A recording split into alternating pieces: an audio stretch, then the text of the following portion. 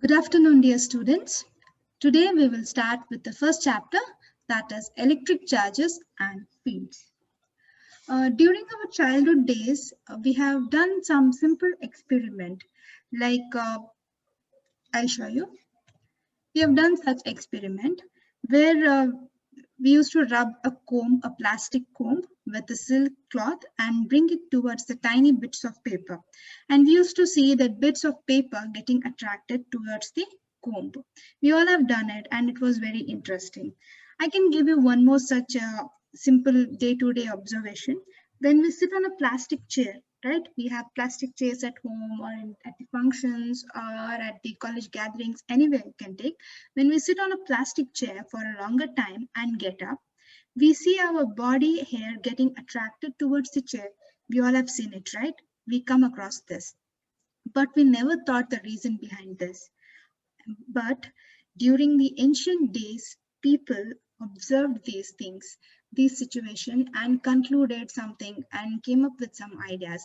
One such thing is Thales of Miletus. Okay, Thales of Miletus. You can see this person over here. He is in 600 BC. He observed, he is a Greek philosopher and a mathematician. He observed an amber. So you can see this yellow thing over here, that is amber. Amber is nothing but a resin or a liquid which comes out of the bark of the tree. Okay, that is amber. When this amber was rubbed with the wool, you can see one more picture. Okay, when this amber was rubbed with wool, the wool and the amber got attracted. Okay, when this amber was rubbed against wool or a feather, they got attracted. So he came up with the conclusion that there might be certain types of charges in this body. There are certain types of charges in this body. This was his conclusion. And I can say that the word electricity was coined from the Greek word electron, which means amber. Okay, which means amber. So these are the simple day-to-day observation we come across in our day, in our day-to-day life. We come across these observation, but we won't give stress on the reason behind this. Why is it taking place? But in our ancient days, people, they conducted such experiments and all and came up with some ideas. And during our time, okay, when we were small, we had bulky TVs. You might have seen them earlier. You don't find it nowadays in any of the house, but during our childhood days, we had bulky TVs. Okay, the TVs were very bulky, and those were called as the CRT TVs, the cathode ray tube TVs. We used to put on the TV and take our hand towards the TV screen, okay, towards the TV screen, and we saw our body hair getting attracted towards the TV screen. That was kind of a fun we had when we used to take our hand towards the TV screen. We saw that our body hair straightens up and they get attracted towards the screen of the TV, because there are certain types of charges between the two bodies. So today we are going to study about these charges. Okay, these charges are at rest. Okay, these charges are at rest. Okay, these charges are at rest. The study of charges under rest. Okay, the study of charges. The study of charges under rest is called electrostatic. Electrostatic. So what do you mean by static? What do you mean by static? Static means something which is at rest. Okay, static means something which is at rest. So the charges which are at rest, the study of charges which are at rest is called as electrostatic, and this first chapter comes under this concept, that is electrostatics. If the charges are under motion, if we are studying the properties of charges under motion, the whole thing goes to the new concept, that is current electricity, which we will study in the third chapter. We are going to study about that in the third chapter. Okay, now we will study the reason behind all these observation, like a comb getting attracted towards the bits of paper, the amber getting attracted towards the feather, like I said, and the body hair getting attracted towards the TV screen or the plastic chair. What is the reason behind all these observation? We will study in detail. Okay, to understand that, we should understand the structure of an atom. So we all have been studying about the atom, the molecules and all in our high school. So now, where is atom? See, we all are surrounded with the matter. We have a matter around us. The matter is made up of molecule. Okay, the matter is made up of molecule, and the molecules are made up of atoms. Okay, so the structure of atom goes like this. The structure of atom is like, here you have a nucleus in the middle.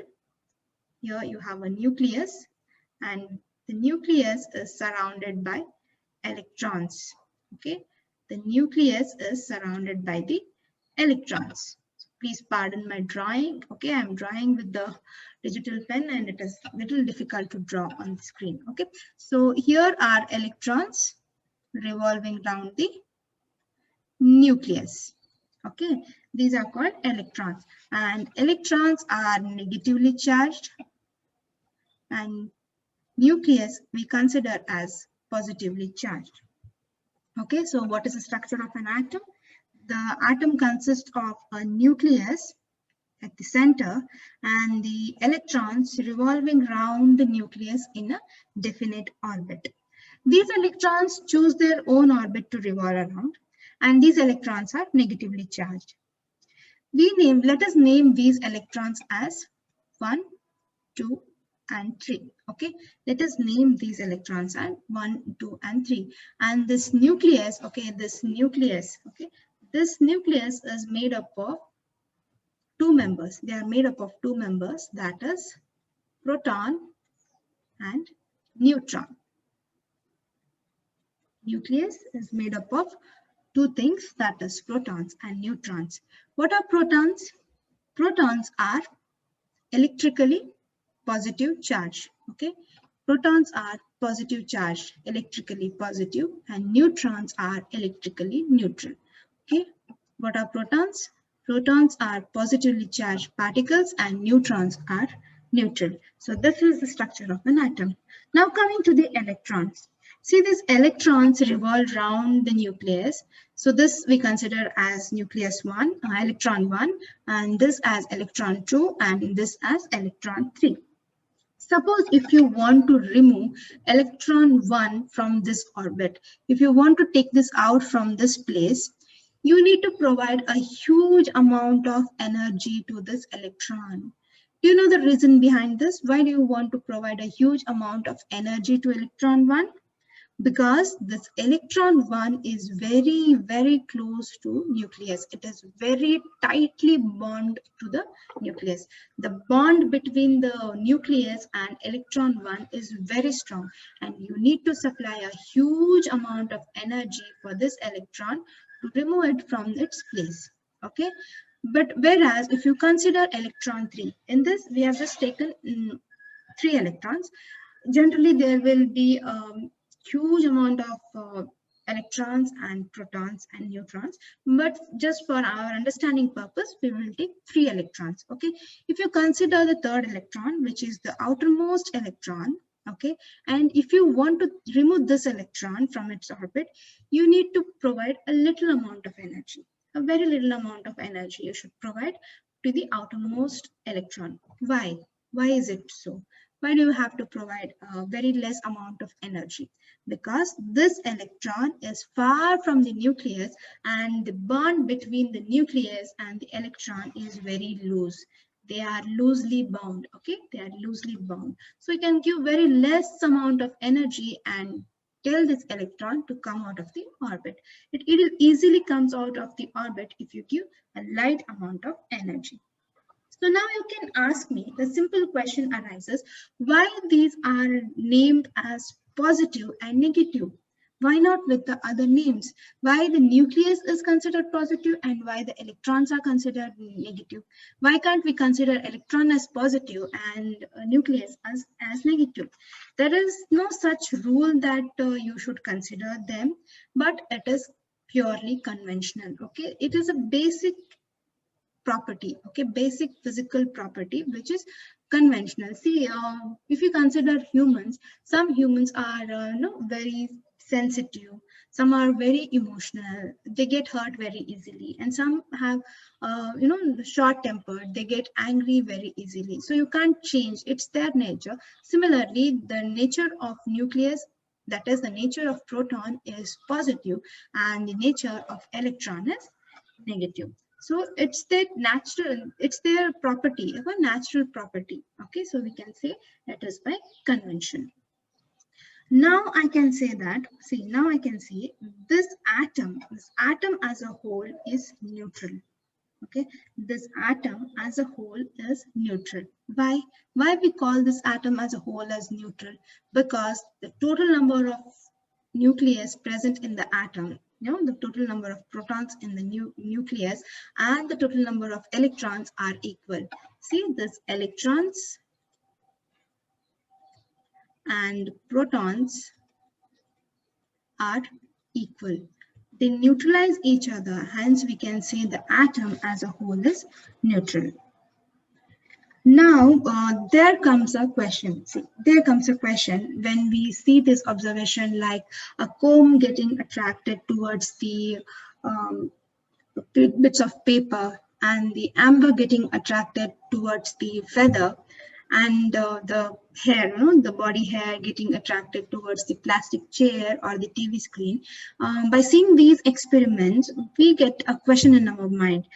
Why the things are getting attracted and why the things are getting repelled? Okay, there are two kinds of activities taking in this. Okay, there are two kinds of activities taking in this, and this idea was studied by an American scientist, or you can say a politician or an inventor named Benjamin Franklin.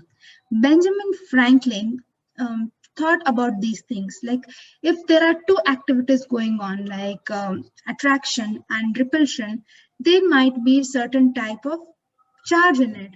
So he named them as a positive charge and the negative charge. You may get this question for 1 mark, that is who came up with an idea of naming the charges as positive and negative? It's a simple 1 mark question.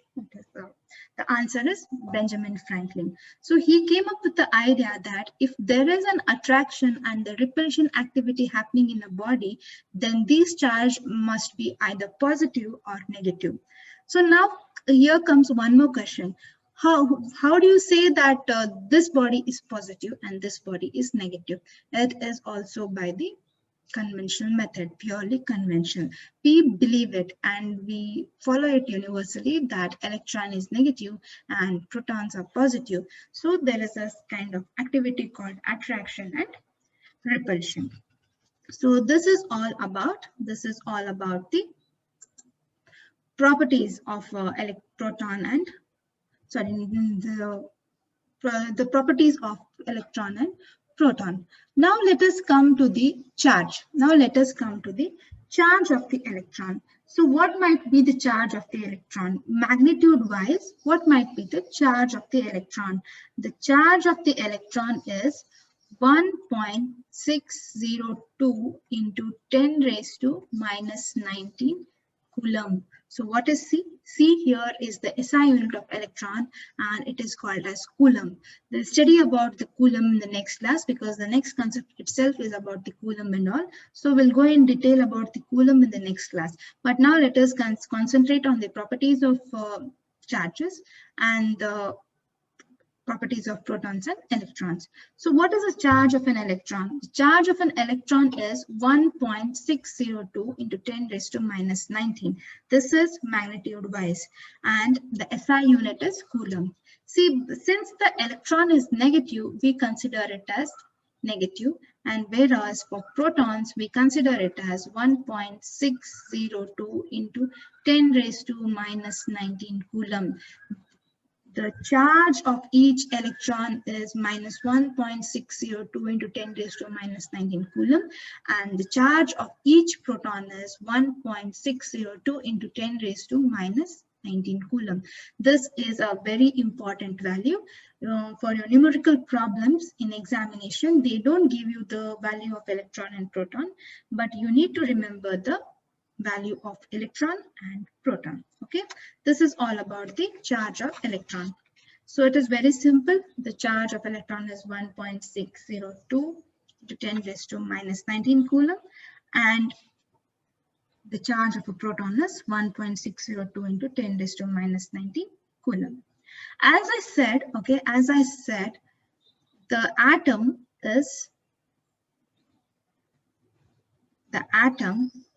is basically neutral. Okay, why this is positive and these electrons are negative? So we consider atom as electrically neutral. Okay, now just for understanding purpose, let us consider there are 100 protons in this. Okay, we'll come up to that in after explaining about the loosely bound electrons and the loosely tightly bound electrons. I said you about the explanation, I said you about the explanation regarding the comb getting attracted to the tiny bits of paper. Let us consider this example. When the two bodies get attracted, it is that the first electron here, the outermost electron. Now, okay, I'll draw one more. This is the outermost orbit of an electron. When you supply certain amount of energy, this electron, the outermost electrons get transferred from one body to another, not the innermost electron. The innermost electron remains untouched because it needs a huge amount of energy. Unless and until you provide a huge amount of energy, this electron won't get displaced. Okay, the outermost electron get displaced or get transferred from one body to another. Okay. And I said you the atom is electrically neutral. Okay, the atom as a whole is electrically neutral. That doesn't mean the atom doesn't have any charge in it. The atom does have charge in it, but they are balanced. They are equally balanced. That is, equal number of electrons and equal number of protons are present in the atom. So it is equally balanced. Okay, so this is all about the structure of an atom. So let us go to the properties of the charges. If there are any doubts in it, you can message me or you can put it in a comment section. I will clear your doubts. Okay, so as I said, the atom is electrically neutral, and the electrons and protons in the atoms are balanced, are equal. Okay, are equally balanced. So when you provide certain energy, that is when you rub the amber with a feather or a wool, the outermost electron get transferred from one part to another. So now we'll consider a simple experiment or a simple example, I can say. Okay, let us consider one simple example. Here is one body. Okay, here is one body. Let me clear the screen so that we can understand better. Okay, here is one body and here is one more body. Okay, let me name this body as X and this body as Y.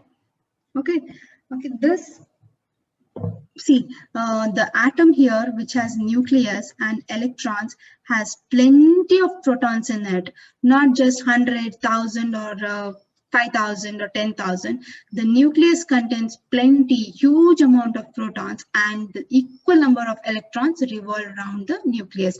If there are around crores of protons in the nucleus, and if there are crores of protons in nucleus, and here you have crores of electrons revolving around the nucleus. So for a simple consideration, for our understanding purpose, we'll say that this nucleus X and nucleus Y, this has 100 protons.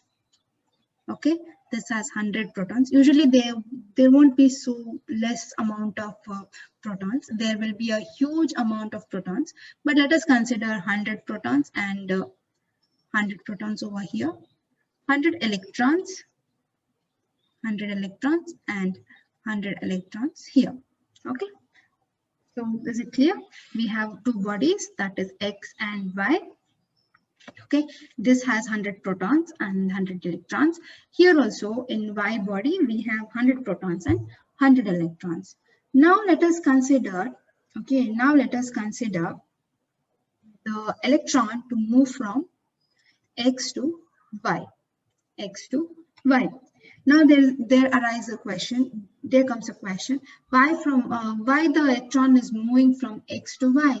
As I said, the electron which is loosely bound moves from one body to another, okay, moves to the tightly bound body. See, in this X, the electrons are loosely bound, whereas in Y, we consider it is tightly bound. So the electrons from Y are moving towards the electrons electrons from X is moving towards the electrons of Y. See, have you ever played the game called tug of war? Tug of war, there will be a rope here, and here will be some few people standing on one side, and on the other side you find few more people. Now consider here on this side there are many number of people, say 10, and here there are only 3. When these 10 members pull the rope, these 3 people jump towards them, right? Similarly, the loosely bound electrons jump towards the tightly bound electrons when you provide certain energy. So now let us come to the point. When you rub a comb with a silk cloth, or when you comb your hair, the comb gets charged, okay? The comb gets charged. It gets certain amount of energy. Using this energy, the electrons get transferred, okay? The electrons get transferred. But here you should consider the nucleus, okay? The nucleus or the protons, they never move. They won't move easily. Only the electrons move.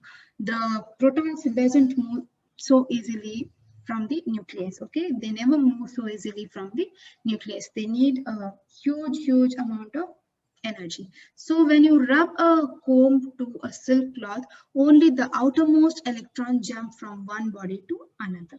So now let us say 10 number of electrons, okay? 10 number of electrons jump from X to Y. Let us consider 10 number of electrons jump from X to Y. Now what happens? See, there were 100 protons and now 10 electrons are moved from X to Y. So how many electrons are remaining? 90. So the number of electrons remaining in X is 90. So what is the remaining proton? See, protons are 100. Electrons are electrons by 100. Now 10 electrons moved from X to Y. So what happens? This 90 electrons neutralize these 90 protons. Okay. So what happens? 90 they get neutralized, and the remaining proton is 10. Okay. 10 protons remain. 10 electrons moved from X to Y, and 90 electrons and 19 protons got neutralized. Therefore, the remaining protons is 10. So in this case, 10 protons are remaining. Whereas in this case, what happens? The protons are 100. The X body gained 10 electrons. Okay, the X body gained 10 electrons. So what happened? 110 electrons, right? 110 electrons. Now what happened? 100 protons neutralizes 100 electrons. So what is remaining? 10 electrons are remaining. Okay, the 10 electrons are remaining in body Y. So when protons are more, okay, here what are more? Here the protons are excess. 10 protons are excess. That means the positive charge is excess over here. Therefore, X becomes positively charged. X becomes positively charged. Why? Because the positive charge is more over here. 90 electrons, 90 protons got neutralized, and what is remaining? 10 protons are remaining. Therefore, if the protons are more. Okay, if the body loses electrons, it is considered as positively charged. What happens if the body loses electrons? That is considered as positively charged. Why? Because the number of protons is more considered to that of electrons, therefore it is positively charged.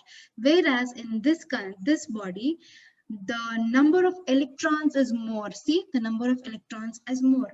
100 protons neutralize 100 electrons, therefore 10 electrons are remaining. Therefore, we can say this body is negatively charged. Why? The number of electrons is more in this body, whereas in this body, the number of protons is more. What are protons? Protons are positively charged particles. Therefore, this is positively charged. There is excess amount of positive protons in this, so we consider this body as positively charged, whereas in this, the excess in electron has created. Okay, the excess in electron has created, therefore we consider this as the negative charge. Got it? Clear with this concept? Okay. So now what we can say, body which loses electron is positively charged. Okay, body which loses electron is positively charged, and the body which gains electron is negatively charged. Right? Did you understand? Body which loses electron is positively charged, and body which gains electron is negatively charged.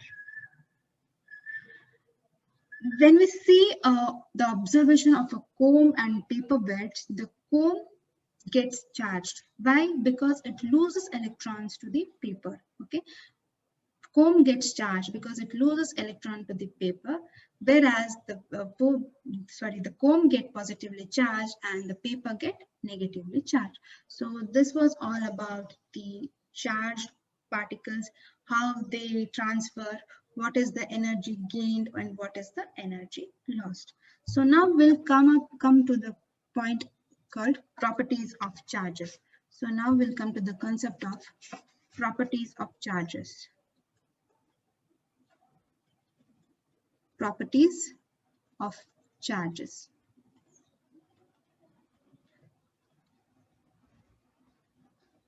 Properties of charges. So this is a very important concept for examination. You may get around 2 to 3 marks in this properties of charges. They may directly ask you to write 3 properties of charges or 2 properties of charges. So understand these 5 properties of charges and you can write any of the 3 properties or the 2 properties. The first property of the charge, the very first property, you can interchange these properties, but the very first property of the charge is charge is a scalar quantity. Charge is a scalar quantity because charge doesn't have any direction. Just like mass, charge is a scalar quantity. It is very simple. Just like mass, charge is a scalar quantity. Now we'll go to the second property, that is like charges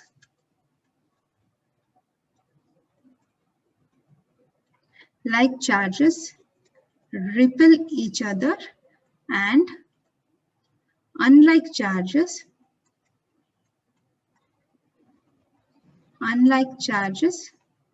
attract each other.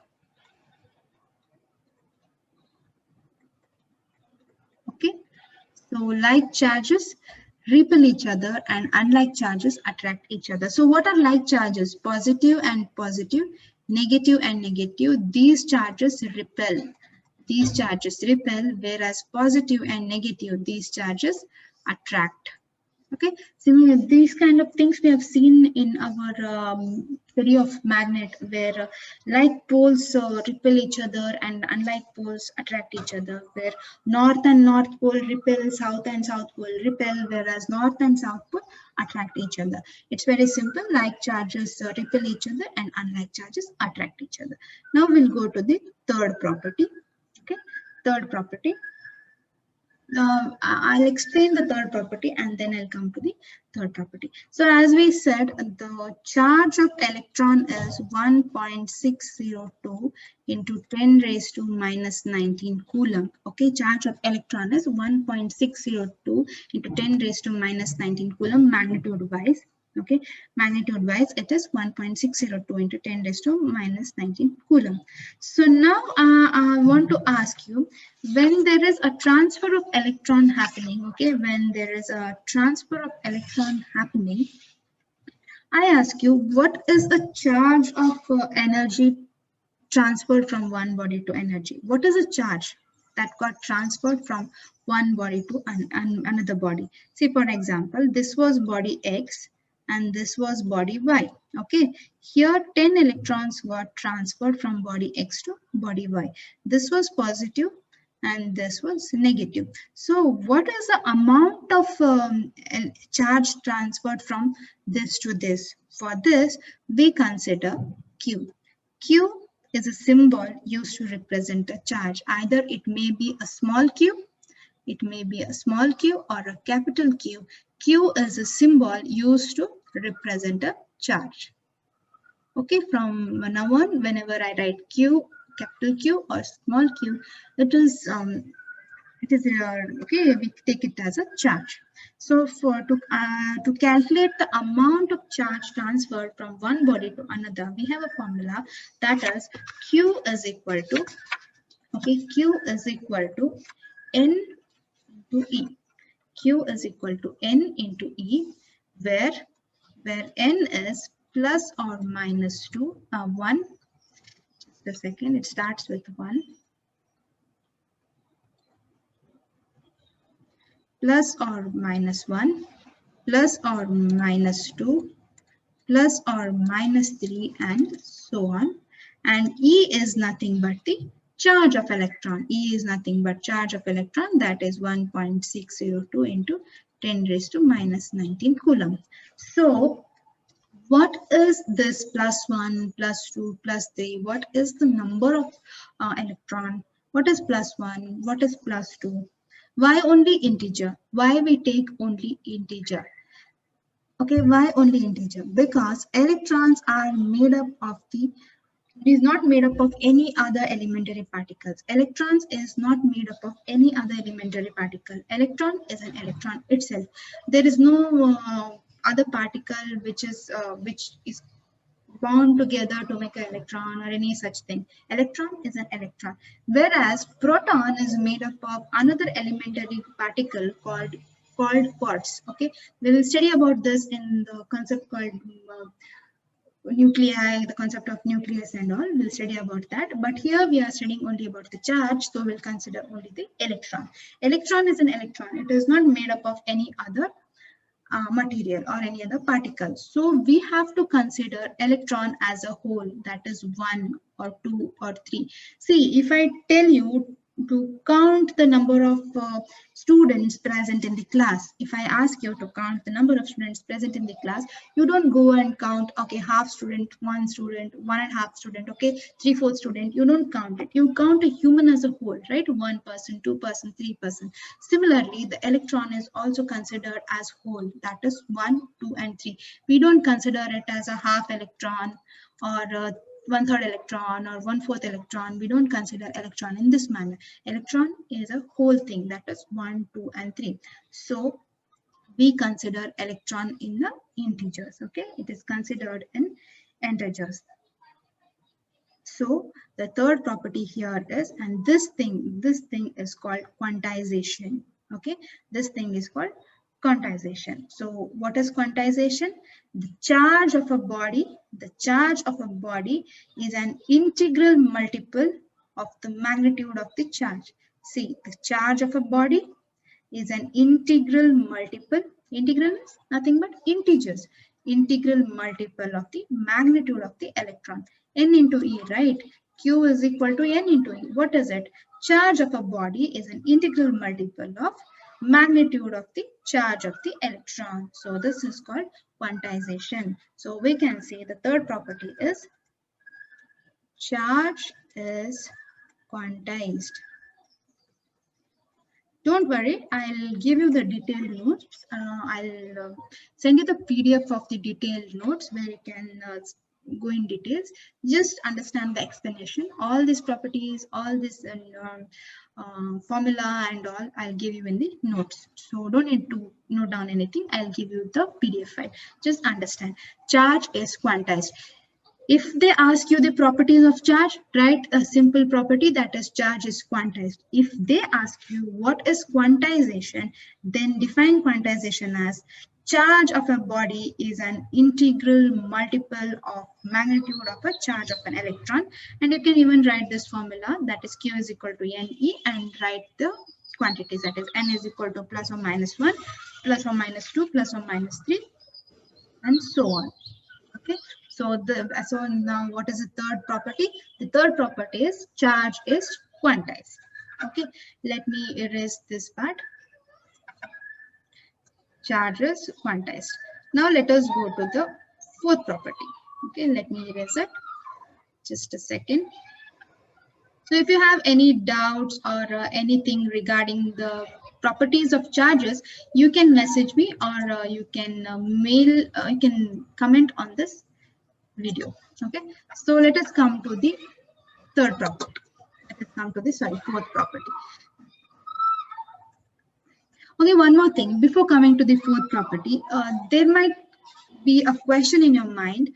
What is the minimum amount of charge that can be transferred from one body to another body, or what is the minimum amount of electron that can be transferred from one body to another?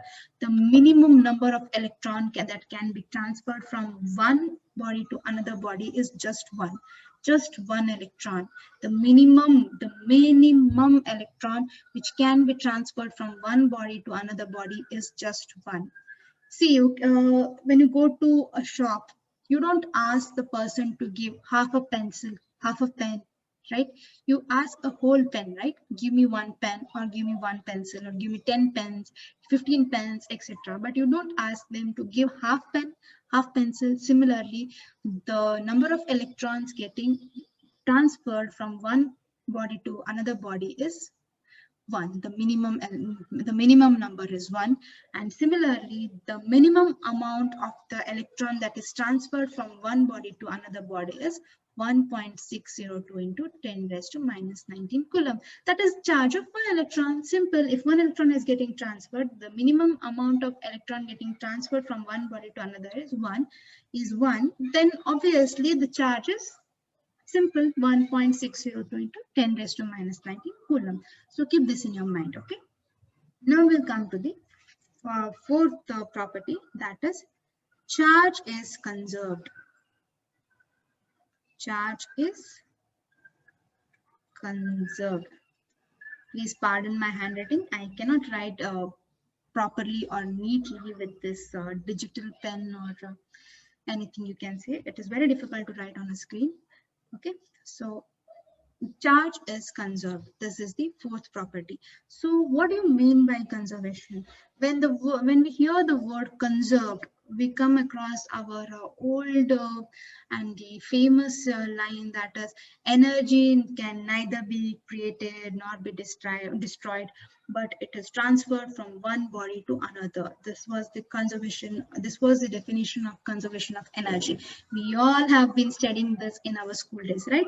Energy can neither be created nor be destroyed, but it can be transferred from one body to another body. Whereas in this we cannot say this. Okay, we cannot say that the charge is not created. The charge can be created.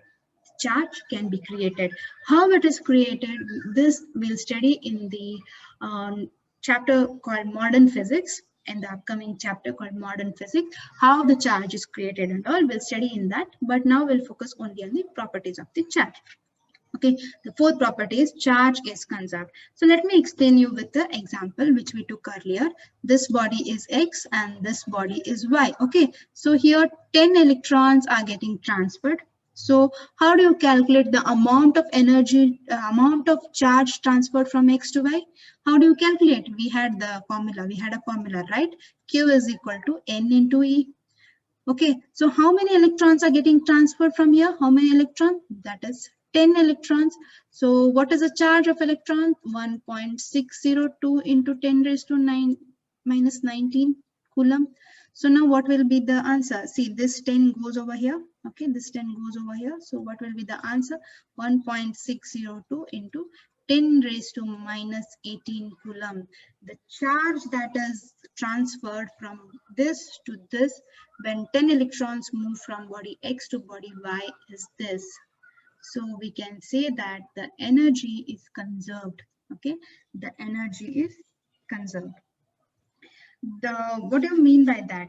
You see here, 10 electrons move from X to Y, and the amount of energy, the amount of the charge is same, but it is unbalanced. Okay, the only thing that has happened is unbalanced. They both are in the same body. This X and this Y are in the same big body. Okay, there is no loss of electron. The electron didn't go out from this body. If we consider this as one big body, the electrons didn't go out of this body. Okay, they just got displayed from this one to this one.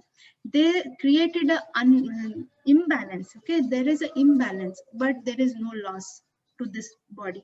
There is an imbalance. 10 electrons here were 100 electrons, and here also 100, but 10 electrons from this body came to this body. So there is a kind of imbalance. See, if you take some 10 apples, okay, in two containers, in a single this thing, and take two containers and keep 5 apples in one container and 5 apples in another container, and keep it in a box. Okay, tightly pack it in a box. What I'll do, I'll take one apple from one container and keep it in the other container, and the box, outer box is same. What happens? The mass is same, the numbers are same. Only thing, there is an imbalance. Here are 4 electrons and 4 apples, and this side there are 6 apples, but the total is 10. Similarly, here there is no loss of electron. They are same. So we say that the charge is conserved. Okay, the charge is conserved.